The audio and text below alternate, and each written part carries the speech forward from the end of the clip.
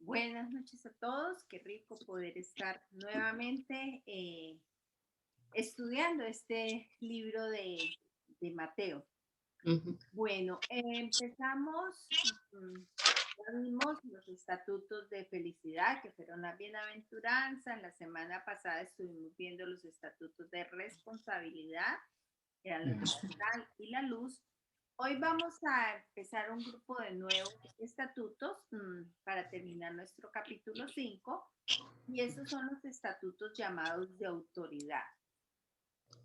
Pero para entender un poco más por qué se llaman estatutos de autoridad, debemos como hacer un pequeño recorderis sobre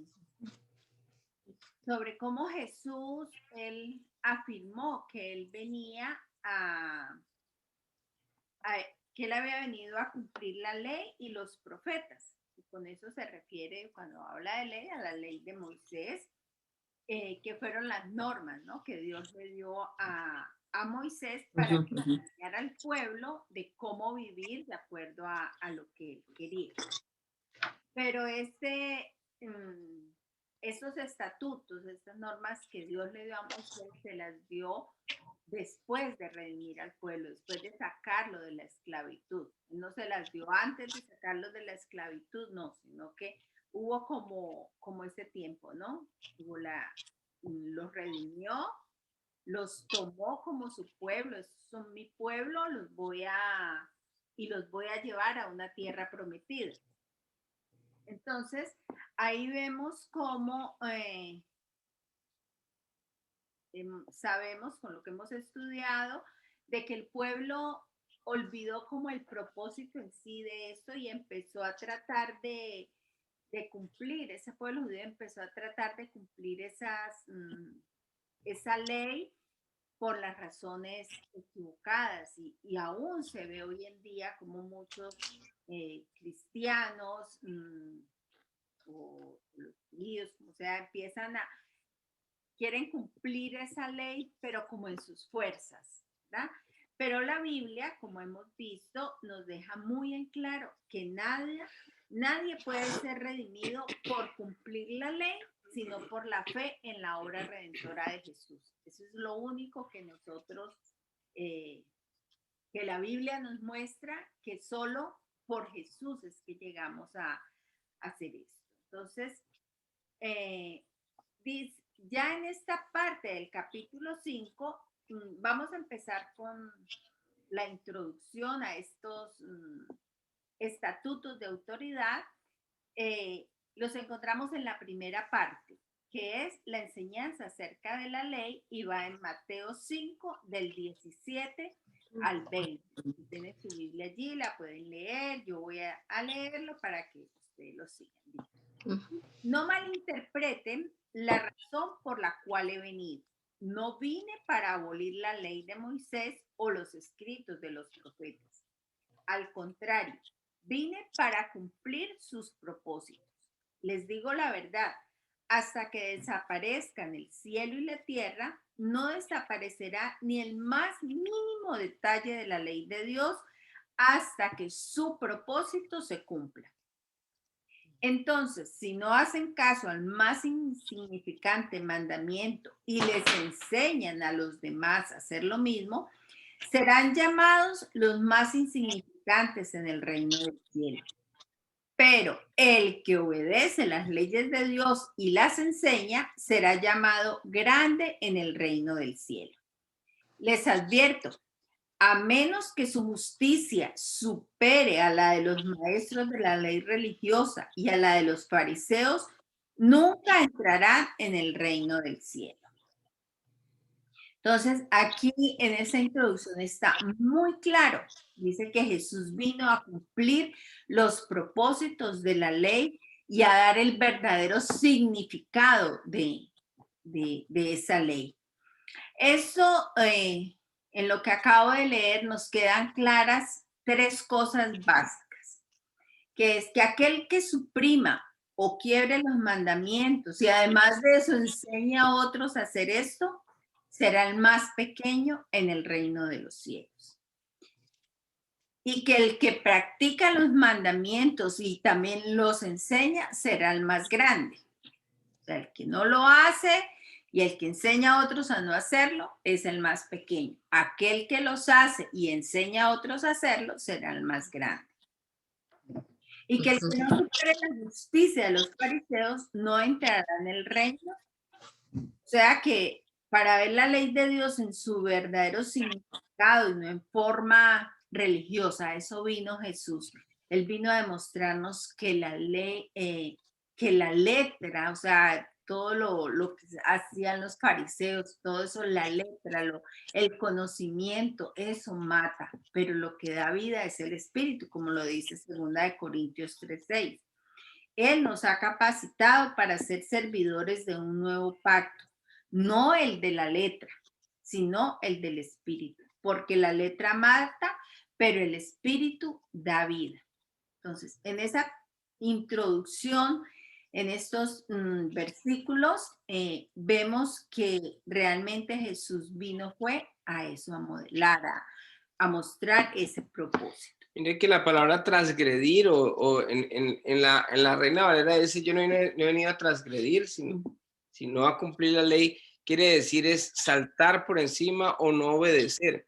Y el Señor vino fue precisamente a obedecer la palabra. Lo que pasa es que el problema de la interpretación que le habían dado los judíos, como lo decía mi esposa al principio, es que ellos no entendieron básicamente cómo era que se debía manejar la ley o cómo era la interpretación correcta. Por decir algo, ellos adoraban, por ejemplo, los sábados no se podía hacer absolutamente nada y Jesucristo vino a hacer milagros los sábados. Y entonces ellos se enojaban porque ellos decían que Jesucristo no estaba como rompiendo las reglas del sábado o de la ley de guardar el sábado. Resulta de que no, el Señor les explicaba, no, es que el sábado no se hizo o sea, el hombre no se hizo para el sábado, sino el sábado para el hombre, o sea, es una mala interpretación.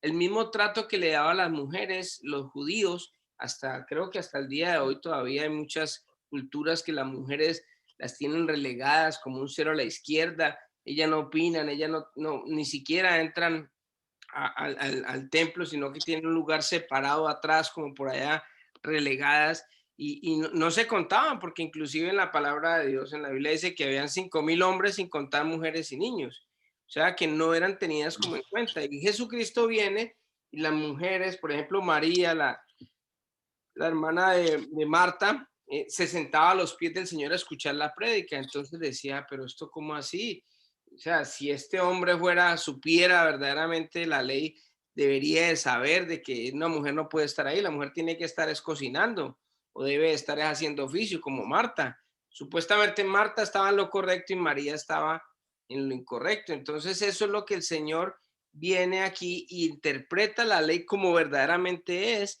y no como ellos la habían interpretado.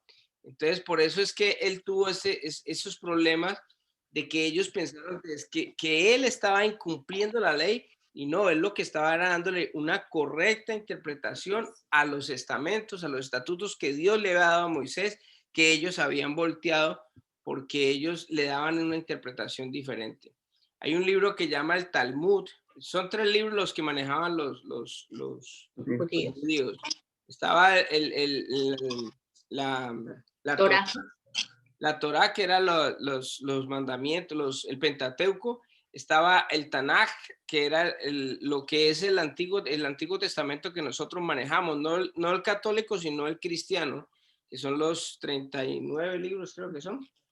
Y estaba el Talmud, y el Talmud era la suma de estos dos más comentarios o digamos interpretaciones que algunos maestros o algunos judíos o algunos escribas le daban a la palabra de Dios. Entonces, eso se había desviado mucho y por eso era que ellos veían o ellos pensaban que Jesucristo había venido era a incumplir la ley. Y no, al contrario, él vino fue a darle la verdadera interpretación. Bueno, ya esa primera parte que vimos, es como una introducción a lo que viene más adelante, sobre estos estatutos de autoridad. Nos quedará restando Mateo 5 del 21 al 48. Voy a leerlo todo de largo y luego vamos, es mejor hacer como el comentario de cada uno. Entonces, Mateo 5 del 21 al 48. Okay. Enseñanza acerca del enojo. Han oído que a nuestros antepasados se les dijo, no asesines. Si cometes asesinato, quedarás sujeto a juicio. Pero yo digo, aun si te enojas con alguien, quedarás sujeto a juicio. Si llamas a alguien idiota, corres peligro de que te lleven ante el tribunal. Y si maldices a alguien, corres peligro de caer en los fuegos del infierno. Por lo tanto, si presentas una ofrenda en el altar del templo y de pronto recuerdas que alguien tiene algo contra ti, deja la ofrenda allí en el altar. Anda y reconcíliate con esa persona. Luego ven y presenta tu ofrenda a Dios. Cuando vayas camino al juicio con tu adversario, resuelvan rápidamente las diferencias. De no ser así, el que te acusa podría entregarte al juez, quien te entregará a un oficial y te meterán en la cárcel.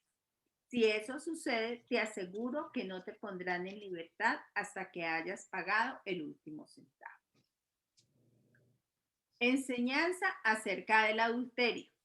Han oído el mandamiento que dice, no cometas adulterio, pero yo digo, el que mira con pasión sexual a una mujer ya ha cometido adulterio con ella en el corazón. Por lo tanto, si tu ojo, incluso tu ojo bueno, te hace caer en pasiones sexuales, sácatelo y tíralo. Es preferible que pierdas una parte de tu cuerpo y no que todo tu cuerpo sea arrojado al infierno.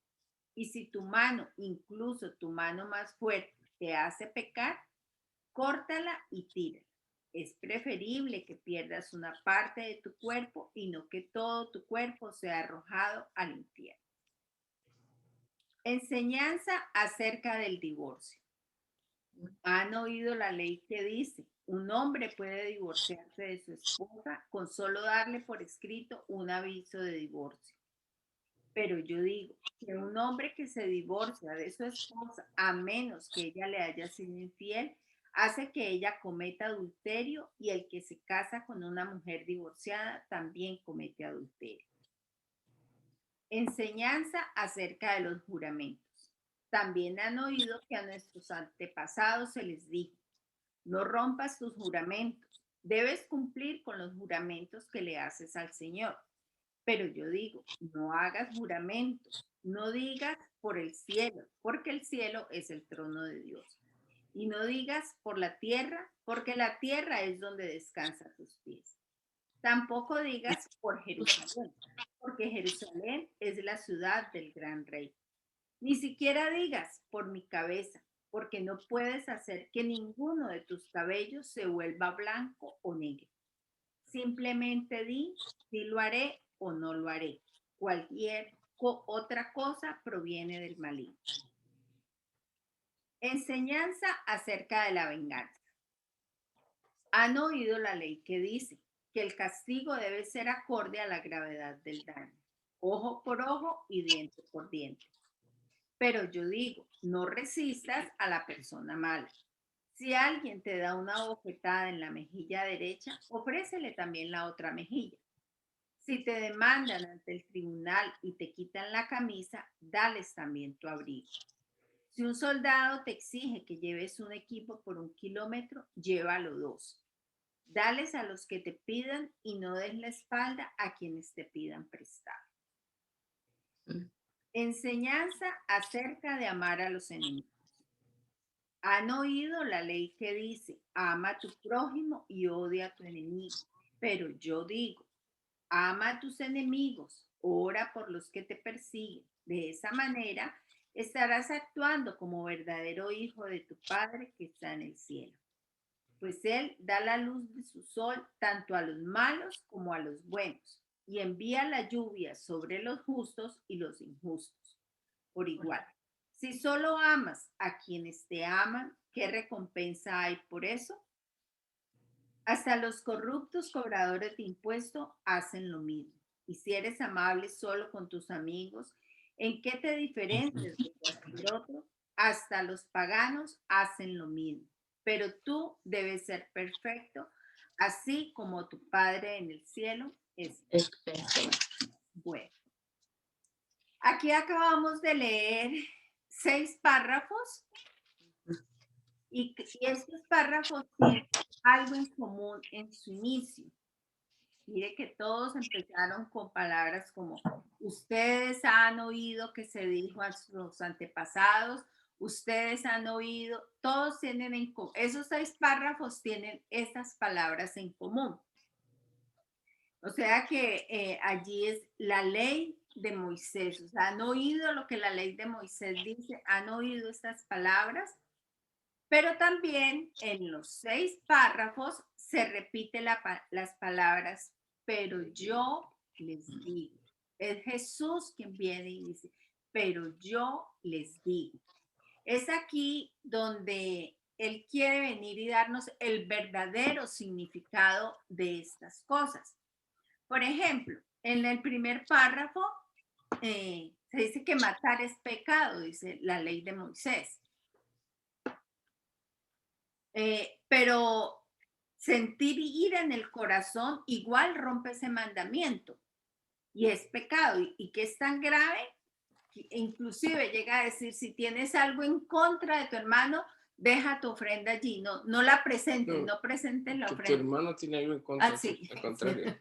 Sí, si hay alguien en contra tuya, entonces ni siquiera presentes la ofrenda, déjala allí y ve y arregla el problema con tu hermano.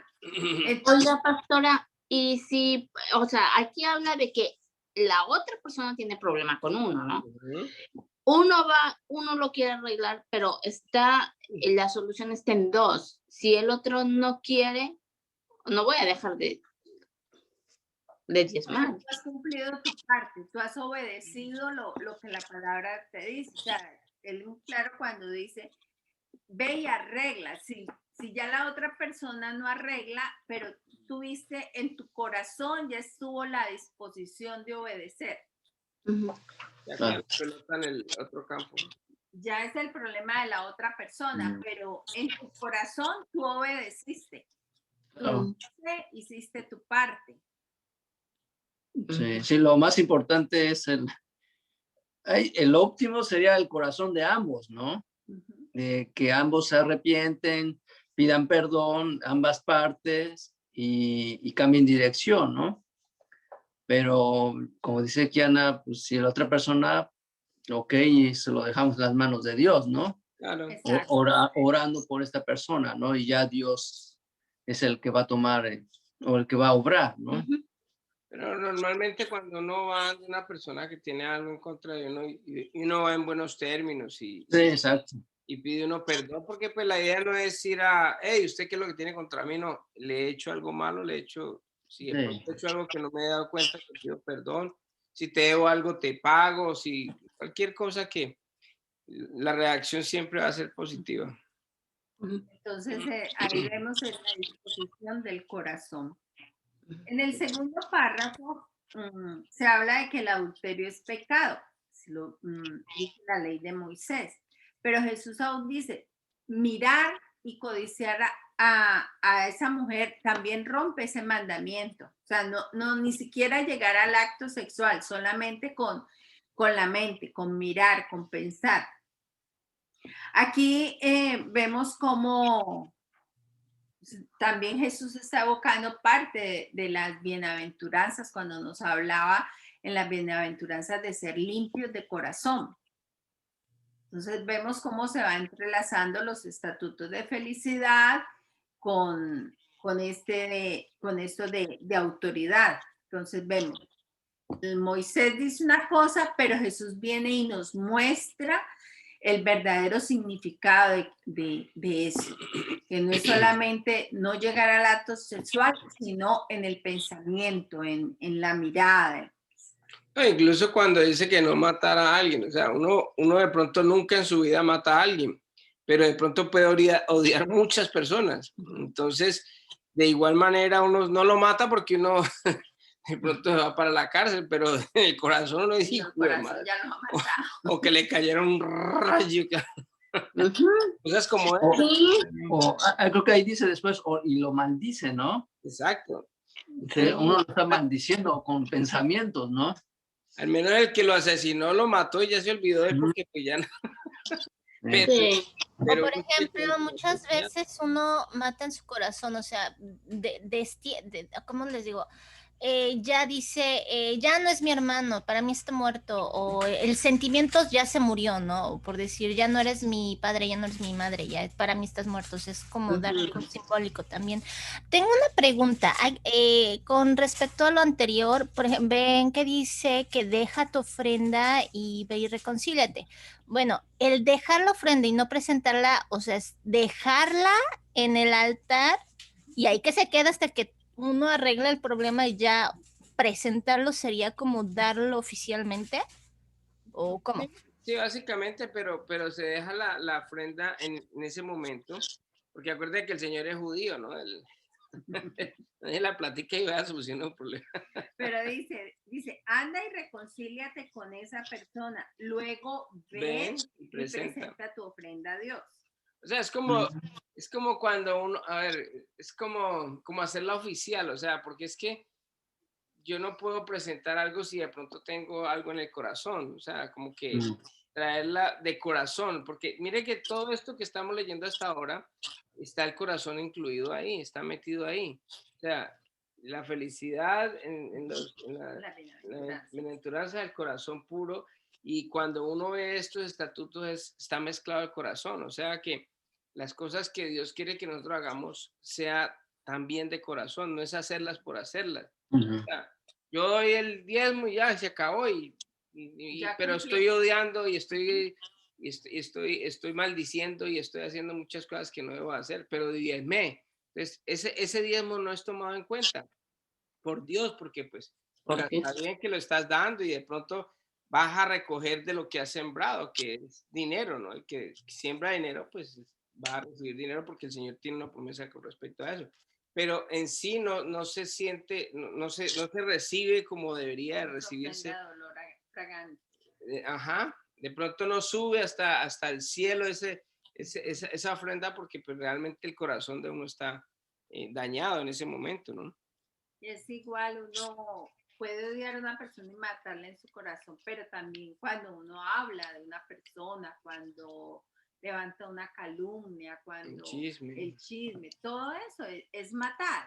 O sea, son tantas las formas de matar que por eso o sea, Jesús nos está mostrando cuál es el verdadero significado. Cómo guardar el corazón. Cómo guardar el corazón, cómo ir uniendo todas las cosas. Recuerden que en los estatutos de responsabilidad que vimos la semana pasada nos hablaba de ser sal y luz. Y ser sal y luz es buscar el bienestar del otro, no solamente el mío, sino el de la felicidad, el mío, lo que yo soy, no, sino siempre buscar el bienestar del otro. Por ejemplo, en esto del adulterio, yo conozco mucha gente que de pronto nunca le ha sido infiel a su esposa, pero cada que ve una mujer eso se eleva y sus pensamientos y todo, y está toda hora, y nunca ha sido infiel, digamos, en el acto, digámoslo así, pero de corazón todos los días es infiel, porque tiene en su mente, en su corazón, otras personas. Claro, porque no es leal. Porque Exacto. la fidelidad es el actuar, pero la lealtad es el pensar, el pensamiento, y eso no se ve. Exacto. Sí. Y es lo que dice mi esposa, es como el que ve pornografía, o sea, es exactamente igual, porque él no está teniendo relaciones con la persona que está viendo o con las personas que están viendo, pero sí en su corazón está siendo adúltero. Entonces ahí vemos cómo se nos habla de ser limpios de corazón. En el tercer párrafo se nos habla del divorcio. Dice que el divorcio se le puede dar a una mujer, a un hombre se lo da a la mujer solo por repudiarla, decía la ley de Moisés. Pero Jesús va más allá y dice que solo por infidelidad conyugal, pero hay una salvedad también, ¿no? Que ni él se puede volver a casar, ni ella tampoco, porque entonces igual habrá adulterio. Entonces Jesús siempre viene y nos muestra el significado de eso mucho más allá de lo que es seguir las cosas al pie de la letra. Porque es que cuando uno se casa, uno dice que el matrimonio es hasta que la muerte los separe. Entonces, ok, yo ya no quiero vivir con ella porque ella me fue infiel. Ok, está bien, tú puedes separarte, pero no te puedes volver a casar. Entonces, ¿qué opción queda? En ese caso, o sea, si yo dentro de mis hormonas dentro de un mes, no, dentro de un mes, no, la otra semana, empiezan a como a alborotarse uno y ya, entonces, ¿quieres tener mujer? Entonces, en vez de ir a buscar otra mujer, ahí tiene su mujer, tiene su esposa. Entonces, ¿qué opción queda? Perdone. Y ahí es donde viene la opción del perdón y ahí es donde el Señor dice, ok, yo la perdono, pues camine, pues volvamos otra vez y nos juntamos. Pero lo que hace hoy normalmente el mundo es simplemente, ok, me fue infiel, la repudio, se fue de aquí para allá, yo me conseguí otra y tan rico, ¿no? Así, me conseguí otra, entonces ya formé otro hogar y otra cosa, y eso es lo que Dios no está de acuerdo. O sea, ok, la puede repudiar porque ya cometió un error, sí. Okay. Ahí está cumpliendo la ley de Moisés. La ley, pero ojo, que no se puede casar, porque si usted casa, entonces comete adulterio, y si ella casa, comete adulterio. Entonces, ¿cómo así? Entonces no nos podemos volver a casar. No, ninguno de los dos. Pero, pastor, no nada más es casarse, sino tener una pareja. Exacto. Porque muchas veces dicen, no, yo no me caso, pero me junto. Es lo, o sea, es no tener una pareja. Y el Señor la pone todavía peor, ni siquiera puede mirar, deseándola. Peor tantito. Otro mandamiento. Tremendo, ¿no? Entonces ahí vamos viendo cuál es el real significado de que Jesús viene a mostrarnos de la ley. Uh-huh. Luego el cuarto párrafo nos habla de los juramentos. Moisés decía que si juras por Dios debes cumplir, daba esa salvedad. Pero si jurabas por la tierra, por el sol, por lo que fuera, por otra cosa que fuera, no era necesario cumplir. O sea, que lo único que debes de cumplir era cuando jurabas por Dios. Pero Jesús dice que no debemos jurar por nada, sino simplemente cumplir nuestra palabra. Es donde dice que tu sí sea sí y que tu no sea no. Que esas dos palabras, sí o no, sean la garantía de tus promesas. Aprender a ser como radicales, como de una sola palabra. Es que una persona seria no necesita estar jurando por nada. Si yo le digo a una persona y yo tengo credibilidad, mire, nos vemos tal día, tal hora, o présteme, yo le voy a pagar ese dinero tal día. Si uno tiene credibilidad y ha dado un buen testimonio, la gente no tiene por qué dudar. Pero cuando uno no ha tenido un buen testimonio, entonces ahí es cuando uno tiene que ver, hermano, vea, yo se lo juro, yo le prometo, vea, por mi Dios, por mi mamá, por lo más sagrado que hay, que son mis hijos, empieza uno a meter e involucrar un poco de gente, porque simplemente uno no ha demostrado que uno es serio. Pero cuando uno es verdaderamente una persona seria, que es una persona que cumple lo que promete, que es una persona de palabra, que es radical, que es una persona que verdaderamente se dice que es cristiano y se nota en su manera de actuar, entonces no necesita estar jurando por nadie. Hermano, yo le prometo que tal día va a pasar eso. Entonces la gente se va tranquila porque conoce. Era como los padres nuestros, los abuelos. En esa época no se hacía ni siquiera documento para prestar una plata o pagaré ni nada de eso, no, era con una estrechada de mano. Ya, yo le prometo tal cosa, sí señor, no hay problema. Era tan bonito ver eso en esa época porque la palabra de un hombre valía, la palabra era algo que tenía poder, era autoridad, por eso son... Por eso está dentro del estatuto de autoridad. Entonces, ¿qué pasa cuando uno no cumple su palabra? Entonces pierde autoridad, ¿sí? Porque la autoridad me la da a mí es el cumplir con los compromisos, el ser honesto, el ser transparente, el ser una persona como debe de ser. Eso me da autoridad. lo contrario me quita la autoridad moral. Exacto, y es algo que da como ese testimonio, ¿no? Porque si va a ser luz. Recuerden que la semana pasada, cuando estábamos hablando de ser luz en medio de la oscuridad, de ser algo diferente, pronto en el mundo, pero uno encuentra cantidad de gente que dice, sí, sí, hágale, hágale, o sea, y nunca cumplen. Mientras que esa firmeza, lo que decía mi esposo ahorita, de saber de que yo digo esto y lo cumplo, da confiabilidad a las demás personas, da un testimonio de ser alguien diferente. Bueno, continuemos con el párrafo 5. Nos habla de la venganza. Aquí habla de ojo por ojo y diente por diente. La ley de Moisés permitía devolver en la misma forma un agravio. Pero Jesús nos dice lo contrario. Jesús dice, resistan al que les haga mal. O sea, si te dan aquí, pon la otra mejilla. Si te piden una cosa, da además tu capa. Si te piden llevar algo, una milla, llévala 2 millas. Ya allí queda ese ojo por ojo, diente por diente, ya no tiene ningún sentido. Dice muy claro, él dice, resistan al que les haga mal. Entonces, para llegar a ese punto, yo creo que debemos como de tener muy claro qué es lo que Dios quiere que nos seamos, porque en nuestras fuerzas, créame que a uno le hacen algo y uno, ay, quiere hacer eso, y no solamente lo mismo, sino un poquito más. Mire que ahí está el verdadero amor de Dios, y el verdadero amor cuando uno empieza a vivir así.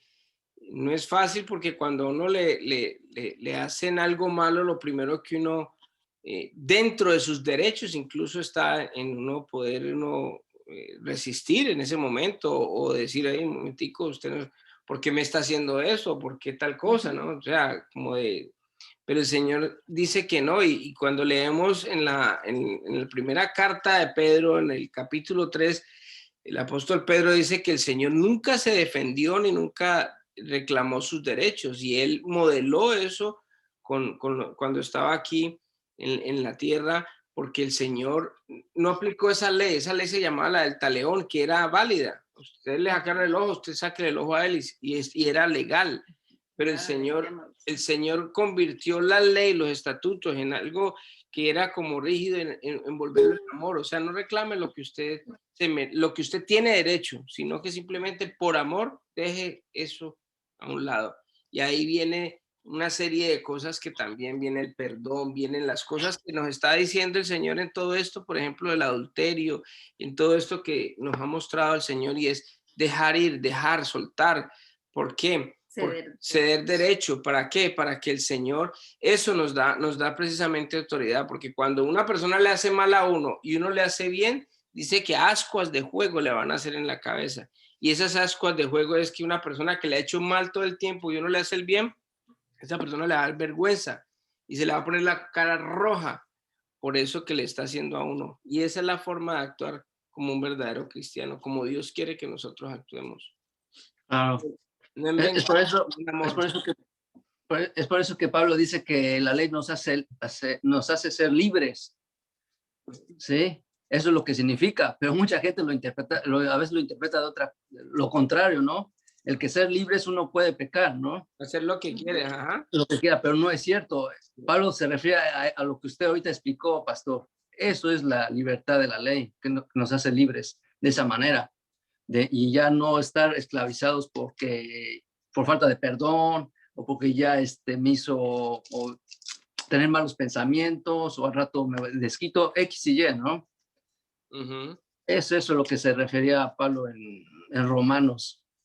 Y a uno le representa diario en el trabajo. En el trabajo muchas veces a uno, un jefe o un supervisor le hace a uno cualquier cosa y uno, en vez de tomar venganza, a uno callado, simplemente hace bien, y ahí está uno ejerciendo esta autoridad. Incluso cuando uno lo hace, a uno lo respetan, porque cuando uno hace eso, uno coge un buen nombre y ahí tiene autoridad. De ahí se deriva la autoridad. El último párrafo nos habla del amor a los enemigos. La ley de Moisés nos decía de amar al prójimo y aborrecer al enemigo. Jesús nos dice que no solo debemos amar al prójimo, sino también al enemigo.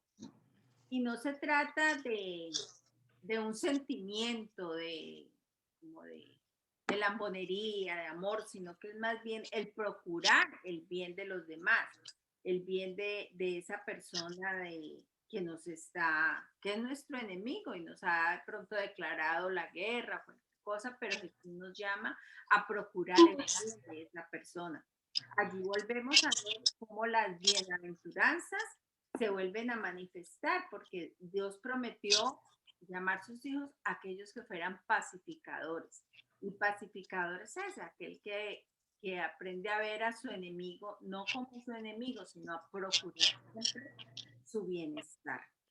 Alguien que se me vino a la mente en este momentico, y hay una película en YouTube de Barrabás. Yo me imagino Barrabás cuando estaba ahí, Barrabás era un ladrón, que era una persona que merecía estar ahí, que lo ponen al lado del Señor y ellos escogen soltar a Barrabás y el Señor no dijo nada. El Señor hubiera podido decir, pero ¿cómo así que Barrabás si este man es un ladrón?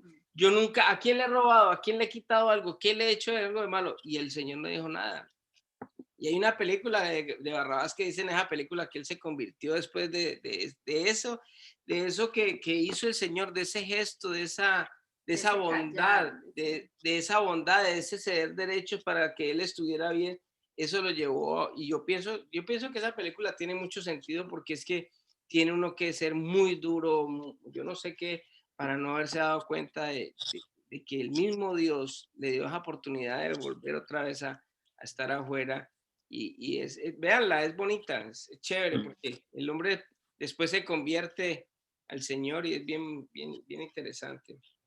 Y mire que dio un testimonio al Señor en esta película, así sea de pronto ficción o lo que sea, porque no hay escritos acerca de eso, ¿no? Pero qué chévere uno poder en ese testimonio, en ese pararse firme, en ese bajar la cabeza, en ese tener humildad, poder uno, que otras personas puedan ver en uno ese Cristo. Y de eso se trata, ¿no? El testimonio. Y que de pronto no solamente Barrabás, muchas personas de pronto en nuestro diario vivir podemos experimentar cosas así como nuestro testimonio, nuestra forma de actuar, de responder de pronto a un insulto, algo puede generar cambio en una persona. Entonces, hasta allí, a grandes rasgos, vimos los 6 párrafos, cada cosa como qué decía la ley y cómo Jesús nos mostró la forma diferente de hacer las cosas. Vemos que en este tiempo los fariseos llevaban esa ley como al pie de la letra, ¿no? Trataban de, inclusive la imponían, así ellos no la cumplieran, pero hacían que los demás la cumplieran. Y cómo Jesús vino y lo hizo por el Espíritu, por agradar al Padre, que era lo que él decía, y por eso él lo hacía con autoridad. Todas estas cosas Jesús las hizo y las hizo con autoridad.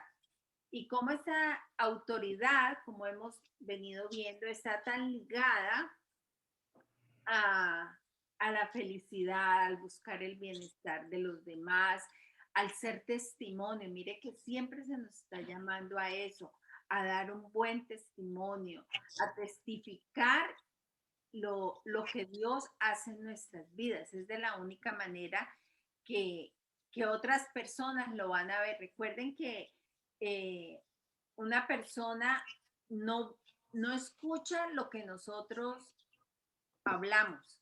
Las personas ven lo que nosotros hacemos, lo que nosotros somos.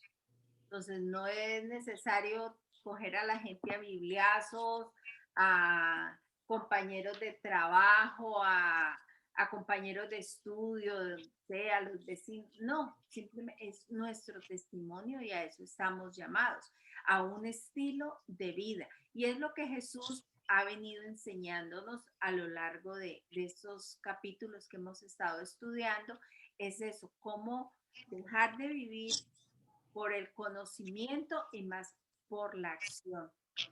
En el principio lo decíamos, él no vino a abolir la ley, él vino a mostrarla, pero a mostrar el verdadero significado. Y que solamente no fue a mostrarlo, fue a modelarlo, a dejárnoslo saber cómo es y a no vivir más por la letra, sino por el espíritu. Recordemos que el conocimiento envanece, la letra mata, pero el espíritu es el que da vida, el que vivifica. Mire que cuando nosotros estamos siendo luz en la vida de otros, estamos sazonando sus vidas con nuestro amor, con nuestro compartir, con buscar el bienestar de ellos, aplicando todas las enseñanzas que Jesús nos ha dejado, es una forma de ir estableciendo el reino de Dios aquí en la tierra. Entonces yo empiezo a establecer el reino de Dios aquí, en mi casa, en mi relación con mi esposo, en mi hogar. Ya luego ese reino aquí establecido va a ayudar a que otro reino se pueda establecer y así van a ser muchas lucecitas en torno a este mundo oscuro. ¿No? Y con los hijos. Los primeros, los más beneficiados son precisamente los hijos de uno, porque ellos son los que van a empezar a establecer también el reino de Dios en base a lo que nosotros hemos hecho. Nosotros a veces no tenemos como la conciencia de que es que lo que nosotros estamos haciendo lo están viendo nuestros hijos. Y dependiendo de cómo nosotros comportemos así, ellos también se van a comportar. Y es una gran bendición el saber de que nuestros hijos van a estar más adelante formando también y teniendo esa luz y estableciendo el reino de Dios en sus hogares, en sus vidas, que es lo que más uno anhela, ¿no? Porque pues en últimas uno ya está de edad y en cualquier momento ya uno parte a la presencia del Señor, pero quedan ellos y a ellos hay que dejarles un legado, hay que dejarles un ejemplo, hay que dejarles todos estos principios que estamos aprendiendo, podérselos modelar para poder nosotros darles un buen ejemplo. Mire que cuando el Señor hablaba, decían las personas, ya vengan, escuchen a Jesús, que Él habla como quien tiene autoridad. O sea, porque su manera de actuar, su manera de proceder, le daba autoridad a Él para que Él hablara como hablaba. ¿Sí? Y eso que hacemos nosotros nos va a dar autoridad. Fallamos, siempre vamos a fallar.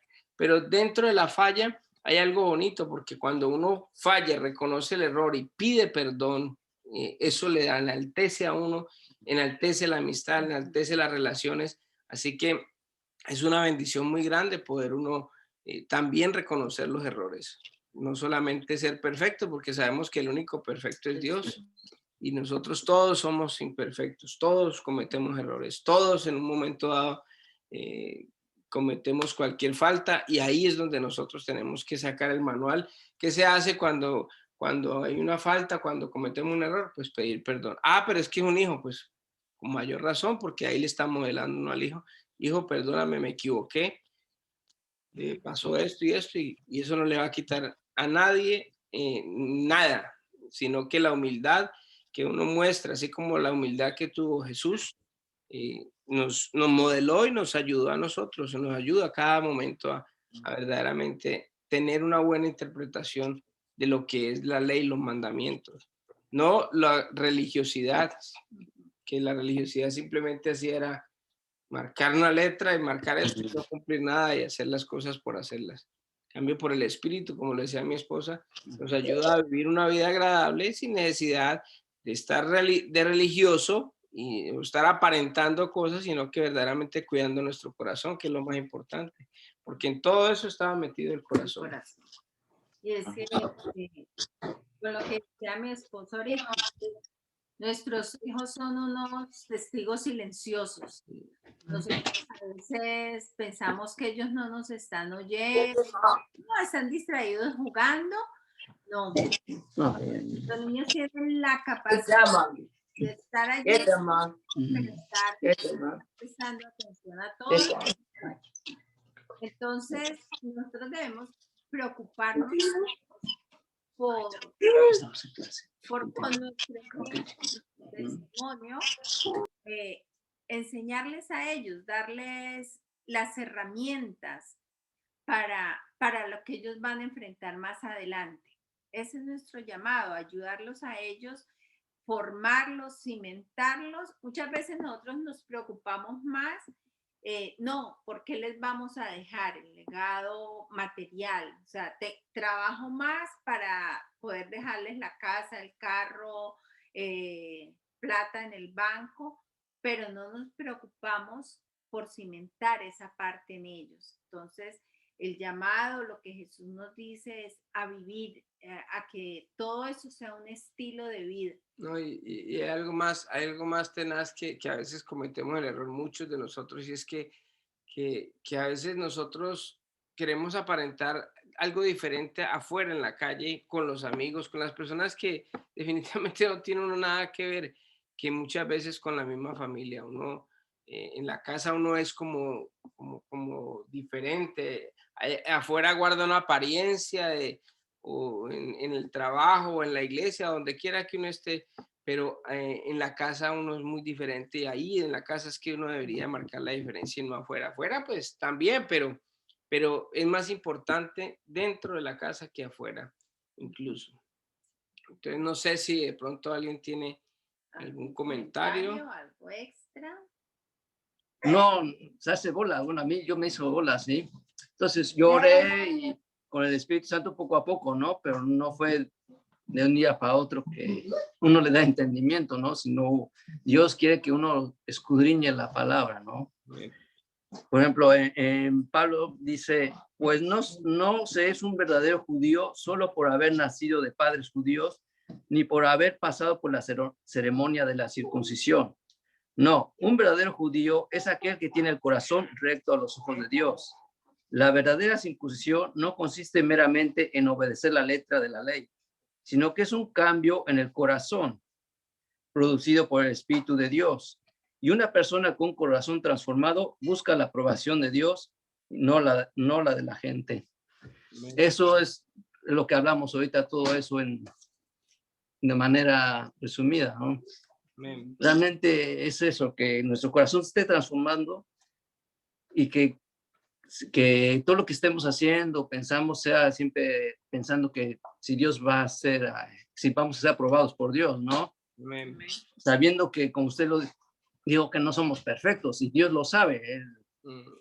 Pero sí, también Dios ve sí, nuestras ganas de ser mejores, exactamente, ¿no? Por eso dice que transformados, con un corazón transformado, ¿no? Pero siempre producido por el Espíritu de Dios, ¿no? Que es lo que hace rato explicó Islena, lo que está Islena.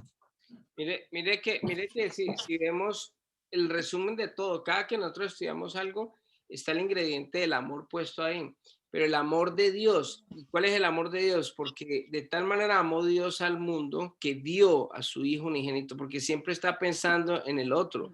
Cuando vamos a 1 Corintios 13, lo del amor es precisamente ese, no se ofende por nada, siempre da lo mejor, siempre piensa en el otro, o sea, siempre es pensando. Cuando hablamos de sal y luz, es pensar en el bienestar de los demás, o sea, siempre se manifiesta ese en el bienestar del otro. Cuando vemos esta parte de la autoridad también, de que si alguien nos hace caminar una milla, nosotros le vamos a caminar 2, o sea, no vamos a pagar mal por mal, sino al contrario, nos dan mal, pero vamos a dar amor. Entonces, eso es, en resumidas cuentas, lo que Dios quiere que nosotros establezcamos, y el reino de Dios se establece precisamente cuando en nuestro corazón hay ese amor de Dios, que es un amor desinteresado, un amor que no espera nada a cambio, sino que todo lo da. Es un amor que quiere el bienestar de la otra persona. Cuando en el matrimonio se establece ese verdadero amor, vamos a siempre a pensar en el otro y no en nosotros. Por eso son los divorcios, porque es que no me ama, porque es que esto, que lo otro, que ¿sí?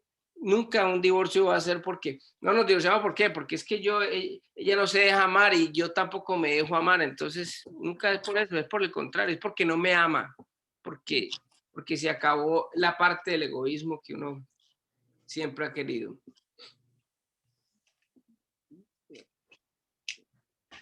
Padre Dios Todopoderoso, te damos primeramente gracias, Señor, por estar aquí, por permitirnos escuchar tu palabra, Señor, a través de tus hijos, pastores Oscar y Islena, Señor. Gracias por esta comunidad cristiana La Roca de Betel, por cada familia, cada miembro, Señor. Padre, Madre, Señor, te damos gracias, Señor, porque tu palabra, Señor, es una sabiduría infinita, Señor, que viene de tu corazón, con amor, con bondad, con misericordia, Señor. Te damos gracias porque cada vez que leamos o escuchamos, Señor, este tipo de pláticas de tu palabra, nuestro corazón va transformándose, nuestra mente se va transformando a través de tu Espíritu Santo que ya mora en nosotros, Señor. Y que seamos también, gracias, Señor, este testimonio, Señor, para darte honra, honor, gloria a ti, a tu Jesucristo, a muchas personas, Señor, que no saben, no conocen de ti, Señor, incluso entre hermanos, Señor. Damos gracias por todo, Señor, por este día, Señor, por darnos las fuerzas, por haber a cabo nuestras actividades, Señor. Bendícenos en esta noche, el día de mañana, Señor, llenándonos nuevas energías, Señor. Y sobre todo, Padre mío, danos todos los días hambre, sed de ti, Señor, de tu palabra, de tu amor, de tu sabiduría, de todo, Señor Dios Padre, porque de todo dependemos de ti, Señor, por medio de tu Hijo Jesucristo, a través de tu Espíritu, Señor. Bendice nuestras familias, nuestros seres queridos, Padre. Cuídanos y protégenos de todo tipo de maldad, tanto terrenal y espiritual, Padre. En el nombre de tu Hijo Jesús. Amén y amén. Amén. Gracias. Gracias. De nada. Gracias a ustedes.